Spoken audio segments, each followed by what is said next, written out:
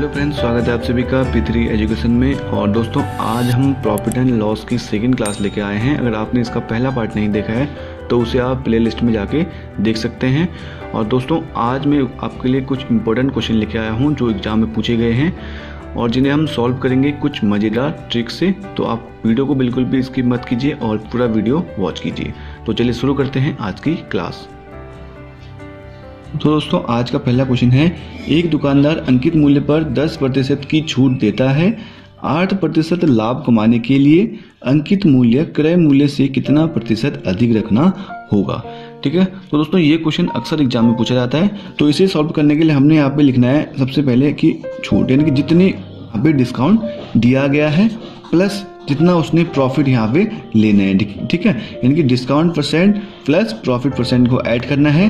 Upon में लिखना है 100 माइनस डिस्काउंट यानी कि छूट। ठीक है, डिस्काउंट का परसेंटेज यानी छूट का परसेंटेज। ठीक है, और इसको मल्टीप्लाई करना है 100 से। ठीक है, तो अब डिस्काउंट कितना दिया है यानी कि छूट कितना दे रखा है, ये दे रखा है 10%। ठीक है, प्लस प्रॉफिट कितना लेना है उसने 8%। ठीक है, अपॉन में लिखना है 100 माइनस जितना उसने डिस्काउंट दिया है। तो डिस्काउंट कितना दे रखा है 10% यानी कि 10 माइनस यहाँ पे कर देना। ठीक है, अब पूरे के मल्टीप्लाई में 100। ठीक है, तो चलिए इसको सॉल्व करते हैं। अब देखिए 10 + 8 18 अपॉन 100 माइनस 10 ये आ गया 90 × 100। ठीक है, 0 से 0 कटा, 9 2 जा 18। ठीक है, तो कितना आया, ये आया 20%। तो उसने अपना जो अंकित मूल्य है वो कितना प्रतिशत अधिक अंकित करना होगा, वो करना होगा 20%। ठीक है, तो चलिए देखते हैं कौन सा ऑप्शन सही है। तो ऑप्शन नंबर बी यहाँ पे सही है, 20%। ठीक है दोस्तों, उम्मीद करता हूँ कि आपको ये क्वेश्चन समझ में आया होगा। तो चलिए अब अगला क्वेश्चन। तो दोस्तों अगला क्वेश्चन है कि अंडे के मूल्य में 25% की कमी आ जाने के कारण एक व्यक्ति 162 रुपये में 3 दर्जन अधिक अंडे खरीद सकता है। तो अंडे का प्रारंभिक मूल्य प्रति दर्जन क्या था। ठीक है, तो मैंने यहाँ पे भाव लिखे है, तो आप इसको रेट या मूल्य कह सकते हैं। ठीक है, तो दोस्तों इसे सॉल्व करेंगे हम कुछ इस तरह। देखिए कि सबसे पहले हमने लिखना है कि जितना यहाँ पे मूल्य दिया है। ठीक है, अब कितने रुपए में 162 रुपीज़ में, और कितने दर्जन अधिक अंडे खरीद सकता है वो खरीद सकता है 3 दर्जन अधिक अंडे। ठीक है, तो उसको डिवाइड कर देना है 3 से। ठीक है, जितने अधिक खरीद सकता है बोलेगा तो उससे हमको यहाँ पे डिवाइड कर देना है। तो फिर इसको मल्टीप्लाई करना है कमी प्रतिशत से। ठीक है, यानी कि यहाँ पे 25% रेट में कमी आ रही है तो 25 से मल्टीप्लाई करना है और अपॉन में लिखना है 100 माइनस कमी। ठीक है, यानी कि कमी परसेंट, यानी कितना परसेंट कमी हो रही है 25%, तो उसको 100 से माइनस करके लिख लेंगे। ठीक है, तो दोस्तों इस प्रकार जो हमारा रेट मिलेगा वो कौन सा रेट होगा, वो होगा पुराना रेट, यानी कि प्रारंभ में यानी कि पहले उसका रेट क्या था वो हमको इससे पता लगेगा। ठीक है, तो चलिए इसको सॉल्व करते हैं। 3 से अगर इसको डिवाइड करेंगे तो 3 1 3, 3 5 जा 15, 3 4 जा 12। ठीक है, तो ये कटा 54 टाइम। और अगर हम इसको डिवाइड करेंगे तो देखिए 25 1 25, और यहाँ पे 100 में से 25 को माइनस करेंगे तो ये आएगा 75। ठीक है, तो 25 3 जा 75। ठीक है, तो यहाँ पे क्या क्या बचा, यहाँ बचा, ऊपर बचा 54 और नीचे यहाँ बचा 3। तो 3 से इसको भी डिवाइड कर देंगे तो ये आएगा 3 1 3 और 3 8 जा 24। ठीक है, यानी कि इसका पहले का रेट कितना था 18 रुपीज़। ठीक है, 18 रुपीज़ पर दर्जन, यानी कि एक दर्जन अंडे का रेट कितना था 18 रुपये। ठीक है, तो उम्मीद करता हूँ कि आपको ये समझ में आया होगा। तो अगर कोई भी डाउट है तो चलिए एक क्वेश्चन और लेते हैं और उससे आपके सारे डाउट इससे क्लियर हो जाएंगे। ठीक है, तो दोस्तों अगला क्वेश्चन है कि चीनी के मूल्य में 25% की कमी आ जाने के कारण अब 480 रुपये में 10 केजी चीनी अधिक मिलती है। तो चीनी का नया व पुराना रेट ज्ञात कीजिए। ठीक है, अब यहाँ पे नया भी पूछा है और पुराना भी पूछा है। ठीक है, इससे पहले हमने पुराना रेट कैसे निकालना है वो सीखा था, तो अब दोनों को यहाँ पे निकाल के देखेंगे कि अब नया रेट कैसे निकालते हैं और पुराना भी कैसे निकालते हैं, दोनों को यहाँ पे चेक करेंगे। ठीक है, तो दोस्तों सबसे पहले हम निकाल लेते हैं कि आगे उसका पहले रेट कितना था। ठीक है, तो उसको कैसे सॉल्व करना है इससे पहले क्वेश्चन में भी हमने बताया था। तो यहाँ पे लिखना है सबसे पहले 480 रुपये में कितने केजी अधिक मिल रहा है 10 केजी। ठीक है, 10 से डिवाइड कर दिया। अब यहाँ पे लिखा इनटू जितने प्रतिशत कम हो गया, यानी कि 25% यहाँ पे रेट कम हुआ है तो 25 लिख लिया। अपॉन में लिखना है यहाँ पे 100 माइनस जितने परसेंट यहाँ पे कमी हुई है 25 को यहाँ पे लिख लिया। ठीक है, तो इससे क्या निकलेगा, इससे निकलेगा पुराना रेट। ठीक है, अब जो जो काट रहे हैं उसको काटते हैं तो 0 से 0 काट दिया है। ठीक है, अब यहाँ पे कितना आएगा, 100 से अगर 25 को माइनस करेंगे तो ये आएगा 75, ठीक है। तो हम इसको यहाँ पे पहले से लिख लेते हैं, ठीक है।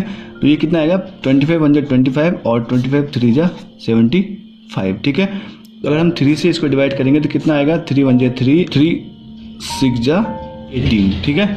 तो ये कटा 16 टाइम, यानी कि इसका पहले रेट कितना था, 16 रुपीज़ पर केजी, ठीक है। तो अब हमसे यहाँ पे क्या पूछा है, नया मूल्य भी पूछा है। तो नया अगर रेट पूछेगा तो कैसे निकालना है, उसके लिए भी देखिए यहाँ पे लिखना है जितने रुपए में जितने केजी अधिक मिले, यानी कि 480 रुपये में 10 केजी चीनी अधिक मिल रही थी, तो 480 को 10 से डिवाइड कर देना है, मल्टीप्लाई में लिखना है 25, यानी कि जितने परसेंट कमी हुई है, अपॉन में लिखना है 100, ठीक है। अब हमने यहाँ पे क्या लिखा था, अगर पुराना रेट पूछेगा तो 100 में जितने परसेंट रेट कम हुआ है उसको माइनस कर देना है, लेकिन अगर पूछेगा नया रेट कितना है तो हमने 100 लिखना है, ठीक है, उसमें हमने माइनस नहीं करना है, ठीक है। तो एक बार फिर से सुन लीजिए, अगर हमसे पूछेगा कि भाई पुराना रेट ज्ञात कीजिए तो वहाँ पे हमने करना है 100 में से जितना परसेंट रेट कम हुआ है उसको माइनस कर देना है, और अगर पूछेगा नया मूल्य तो हमने 100 को ही लिखना है, ठीक है। इस बात को ध्यान में रखिए। तो अब 0 से 0 कट गया यहाँ, और यहाँ कटा 25 1 जा 25, 25 4 जा 100, ठीक है। अब हम 4 से डिवाइड करेंगे तो 4 1 जा 4, और यहाँ आया 4 1 जा 4 और 4 2 जा 8, ठीक है। तो कितना आया, ये आया 12 रुपीज़, ठीक है। यानी कि जो चीनी का नया रेट कितना है पर केजी, वो है 12 रुपीज़ पर केजी, यानी कि चीनी अब नए रेट में मिल रही है, ठीक है। तो देखते हैं अब इसके लिए कौन सा ऑप्शन सही है, तो ऑप्शन नंबर सी यहाँ पे सही है। और अगर बात करेगा पुराना मूल्य कितना था, तो पुराने मूल्य के लिए यहाँ पे आया 16 रुपीज़ आंसर। तो देखते हैं कौन सा ऑप्शन सही है, ऑप्शन नंबर ए यहाँ पे सही है, ठीक है। मैंने यहाँ पे दोनों आंसरों को ऑप्शन में लिख लिया है, क्योंकि हमसे दोनों आंसर पूछा था, इसलिए हमने दोनों को ऑप्शन में लिया है, ठीक है। तो दोस्तों अगला क्वेश्चन है कि एक घड़ी को 1440 रुपये में बेचने पर एक व्यक्ति को 10% हानि होती है, वह इसे कितने रुपए में बेचे कि उसे 15% का लाभ हो, ठीक है। दोस्तों इसे कैसे सॉल्व करना है, देखिए इसको हम सॉल्व करेंगे रेशियो वाले ट्रिक से, ठीक है, यानी कि रेशियो वाले मेथड से हम इसको सॉल्व करेंगे, वो इसका सबसे आसान और सबसे शॉर्ट ट्रिक है, ठीक है।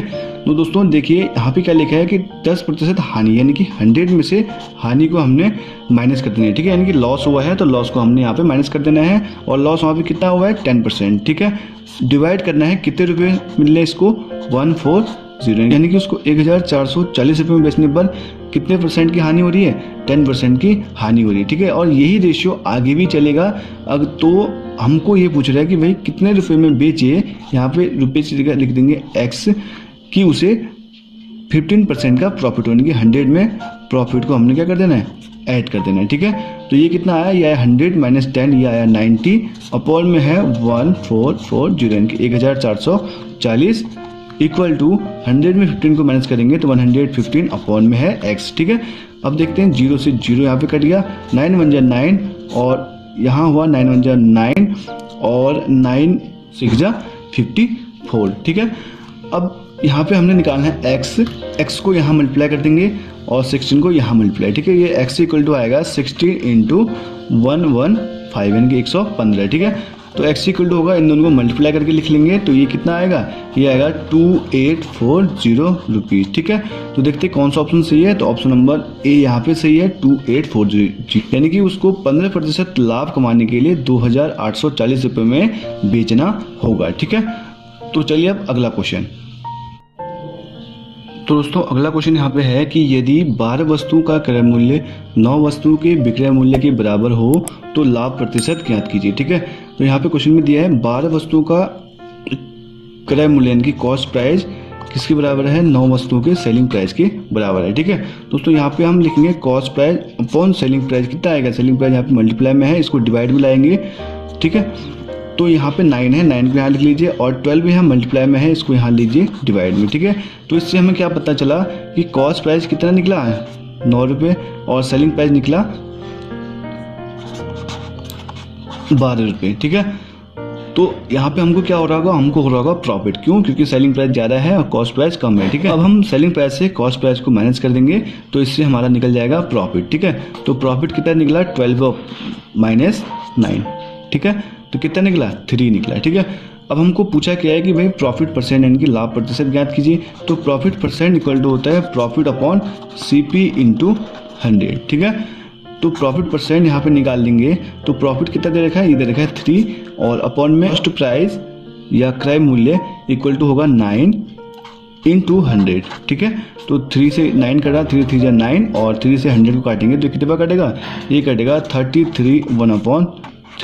ठीक है, तो देखते हैं कौन सा ऑप्शन सही है, तो ऑप्शन नंबर सी यहाँ पे सही है। ठीक है, आई होप कि ये वीडियो आपको जरूर पसंद आई होगी। अगर पसंद आई है तो चैनल को कीजिए सब्सक्राइब और बगल में दिए गए इस बेल आइकन को प्रेस कीजिए, जिससे कि चैनल की सभी नई वीडियोस की नोटिफिकेशन सबसे पहले आप तक पहुंच सके। Thanks for watching this video.